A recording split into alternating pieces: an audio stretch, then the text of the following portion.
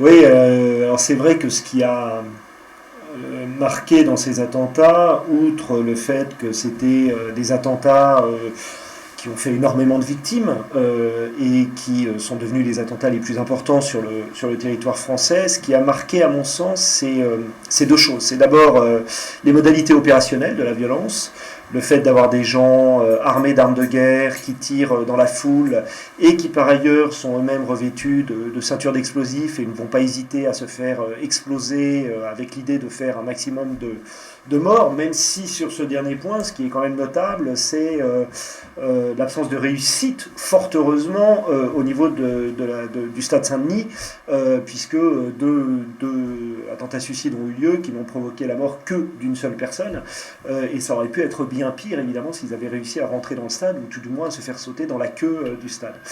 Mais c'est vrai que ces modalités opérationnelles sont extrêmement choquantes, et elles sont d'autant plus choquantes que la violence, elle sourd tout d'un coup dans un univers qui est un univers de quotidienneté, de banalité, où les gens sont en train d'écouter de la musique, en train de prendre un verre dans les terrasses de café, dans un quartier par définition relativement jeune et interlope. Donc là, la violence, elle est particulièrement choquante.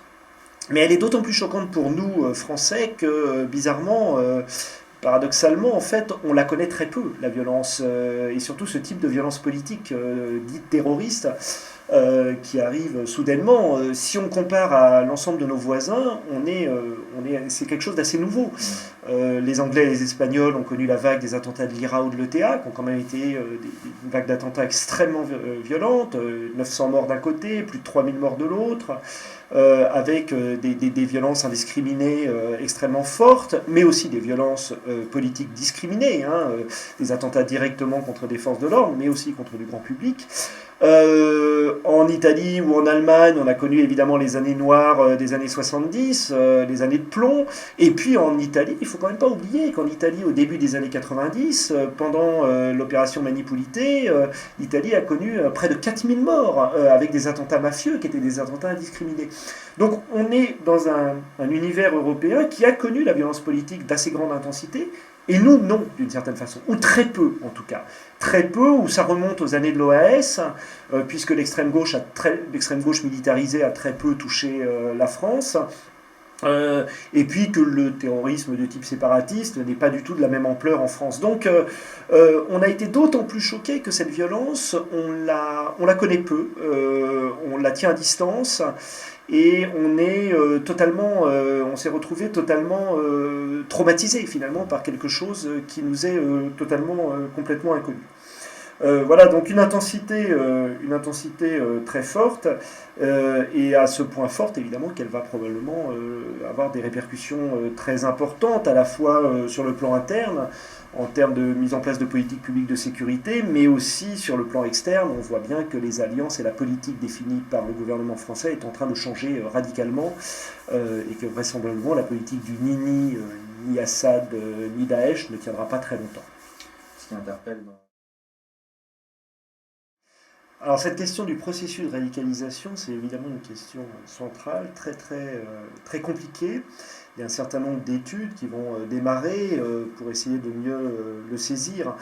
Euh, à mon sens, il faut éviter peut-être deux écueils. Le premier écueil, c'est l'écueil un petit peu trop psychologique, qui consiste à dire finalement ceux qui passent à l'acte, c'est des gens qui sont faibles ou qui sont diminués intellectuellement, qui seraient un peu des fous, qui seraient un peu fragiles, qui seraient borderline et qui d'une certaine façon auraient plus de facilité pour se faire enrôler par des entrepreneurs de cause de type islamiste qui arriveraient à les faire commettre des actes qu'ils n'auraient jamais commis en autre cas. C'est à mon avis beaucoup plus compliqué. Ou alors qui s'engageraient et deuxième illusion, de cette façon, l'illusion technologique, parce qu'ils auraient vu sur Internet des crimes de masse ou des choses, ou des appels au djihad extrêmement fortes qui les pousseraient à y aller. On ne se radicalise pas parce qu'on a vu sur Internet trois clips vidéo en l'honneur de l'islam radical. Et la troisième illusion, à mon avis, ou en tout cas dont il faut se méfier, c'est l'illusion causale, c'est-à-dire qu'il existerait des sortes de grandes causes, de grands déterminismes sociologiques un peu lourds, qui expliqueraient ces engagements. Les gens seraient marginalisés politiquement, seraient pauvres, etc., etc. c'est pas aussi simple. Et je pense que plutôt que réfléchir en termes de cause, il faut réfléchir précisément en termes de processus. Processus avec des processus biographiques un peu sur la longue durée, quoi.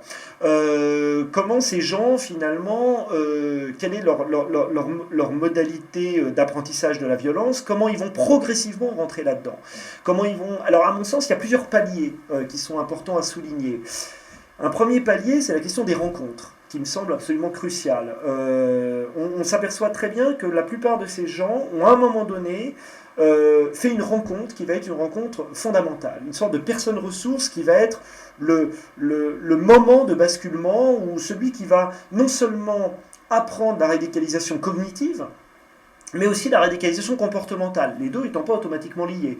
C'est-à-dire qu'il va à la fois dire aux gens, voilà pourquoi il faut que vous soyez radicaux, parce que l'islam c'est un tout, parce qu'il faut tuer les mécréants, etc., et qu'il va réussir à les convaincre, mais qui va aussi leur apprendre finalement comment tuer. C'est pas si évident d'aller tuer des gens. Donc la question des personnes ressources, la question très importante des lieux de socialisation à la violence, qui est absolument fondamentale. On a des gens qui peuvent avoir une socialisation à la violence ordinaire, dans les quartiers, éventuellement dans les prisons, lorsqu'ils les ont fréquentés, ce qui n'est pas systématiquement le cas, mais ce qui peut arriver, mais qui n'est pas automatiquement un lieu de socialisation à la violence politique. Donc les lieux de socialisation à la violence politique, ça peut être en effet, particulièrement en ce moment, les camps syriens. Les camps d'entraînement syriens, les zones tribales pakistanaises où était allé Mera, le sud-Yémen où était allé Koulibaly. Bref, on a des endroits comme ça où les gens vont se socialiser à la violence. Et même sans aller si loin, ce qui est aussi frappant, c'est que très souvent, ces groupes d'acteurs vont avoir des pratiques de violence et vont s'adonner à un rôle violent. On a vu que les frères Kchlin de Toulouse avaient recruté via une filière en Ariège, qui était une filière où les gens allaient s'entraîner à des combats paramilitaires, à la pratique du karaté, etc. Finalement, il y a un encouragement, un entraînement au rôle qui me semble très important. L'Internet joue aussi, assurément. L'Internet joue aussi. Il joue parce qu'il crée des formes de communautés émotionnelles, des communautés qui sont soudées par le constat de chocs moraux communs. Ça peut être des tortures faites à des musulmans, des films sur la situation des Palestiniens, des films multiples et variés qui vont produire des chocs émotionnels extrêmement forts, et susciter chez les individus l'idée qu'ils sont des victimes et qu'ils doivent réagir immédiatement et très fortement pour renverser ce statut de victime et s'en prendre à leurs bourreaux, que seraient les juifs, les croisés, les occidentaux, etc. Donc la question du choc émotionnel est importante, et puis Internet joue aussi un rôle important en développant toute une rhétorique apocalyptique qui est quand même dans le milieu islamiste très très forte, une rhétorique un peu de fin du monde, qui favorise aussi la coupure avec le milieu dans lequel on vit, qui favorise d'une certaine façon, dans une logique purement sectaire, le fait de se mettre hors du monde, de se mettre hors du monde, hors de sa famille, hors de son univers scolaire, hors de son univers de socialisation primaire ou secondaire, pour rentrer dans un univers qui est un univers fait de références guerrières, de références belliqueuses, et qui peut être tout à fait, lorsqu'il est couplé avec justement ces lieux de socialisation, des personnes ressources, etc., qui peut être tout à fait effectif dans le développement d'un ethos ultra-violent. Et je pense qu'il y a un dernier élément qui me semble important, qui est peut-être pas assez souligné, qui est ce que moi j'avais appelé une forme de bovarisme militant, ce que Veranikowski avait appelé une forme d'escapisme, c'est-à-dire cette espèce de fascination pour un autre soi. On voit d'ailleurs que dans ces acteurs prennent souvent un pseudo lorsqu'ils participent à la lutte armée. Ce qui n'est pas propre aux islamistes d'ailleurs. Les membres de l'ETA prenaient systématiquement un pseudo. Ils n'avaient jamais leur nom propre. Ils avaient un pseudo. Pourquoi le pseudo ? Le pseudo, c'est une façon aussi de marquer l'allégeance à l'organisation. C'est l'organisation qui souvent impose, ou en tout cas négocie le pseudo.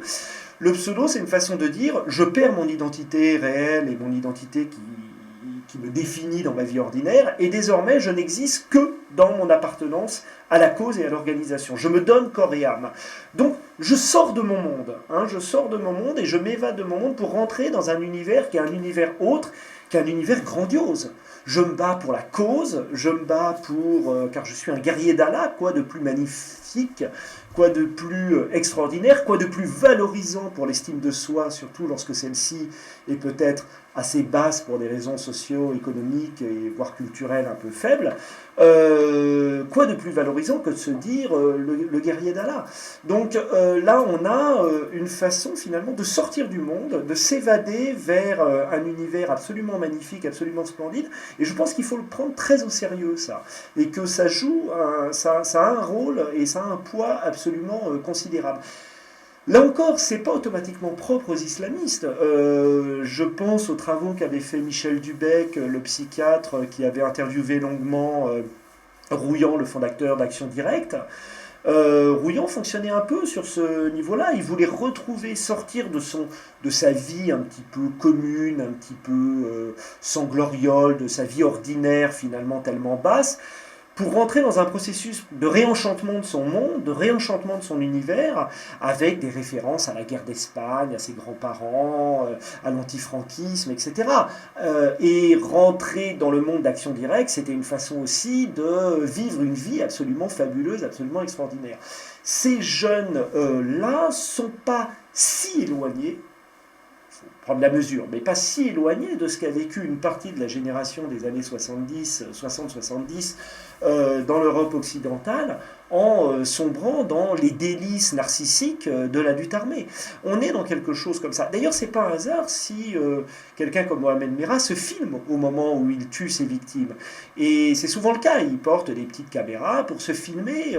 On a bien vu qu'au Bataclan, leur obsession, c'était de rentrer en contact avec les chaînes de télévision continue. Il y a une sorte de revendication narcissique qui va avec cet escapisme et cette espèce de bovarisme militant, de vivre un petit peu hors du monde et de vivre quelque chose de glorieux.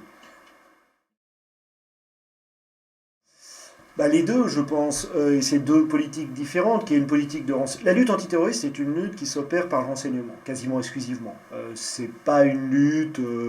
je veux dire, la police judiciaire, les CRS, l'armée ont un rôle relativement mineur, et c'est pas en mettant des soldats en armes un peu partout dans Paris qu'on va véritablement pouvoir lutter contre le terrorisme.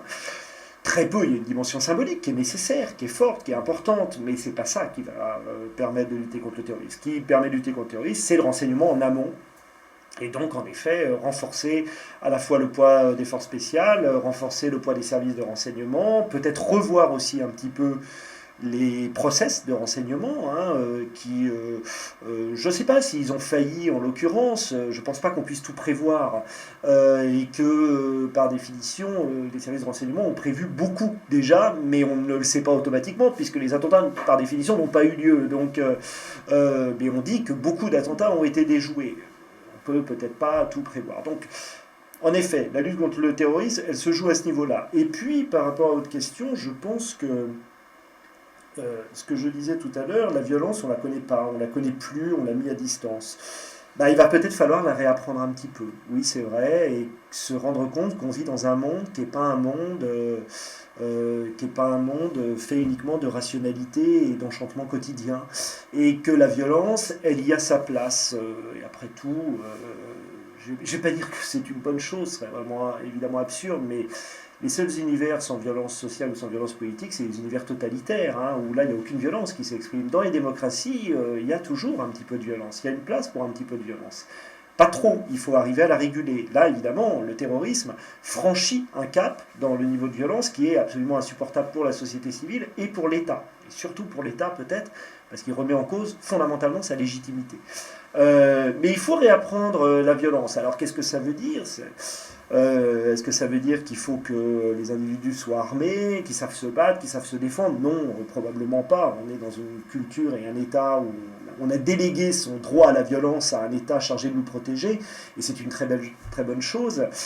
Mais il faut peut-être apprendre à vivre avec, tout simplement, à en avoir peut-être un peu moins peur, à être capable de l'affronter, ce qu'ont fait nos voisins qui ont connu ces vagues de violence, que ce soit en Espagne, en Grande-Bretagne ou en Italie.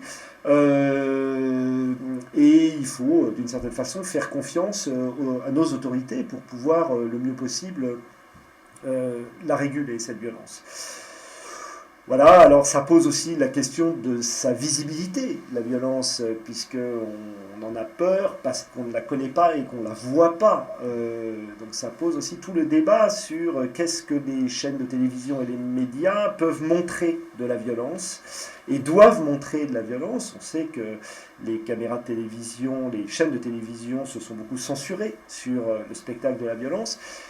C'est peut-être une bonne chose d'éviter un spectacle un peu trop démonstratif et en même temps, je dirais que être au fait et savoir finalement ce que sont ces gens, ce à quoi ils sont capables et ce sur quoi ça peut déboucher, c'est pas automatiquement une mauvaise chose et d'être confronté au réel, c'est pas automatiquement une mauvaise chose, même si ce réel est absolument horrible et absolument dramatique.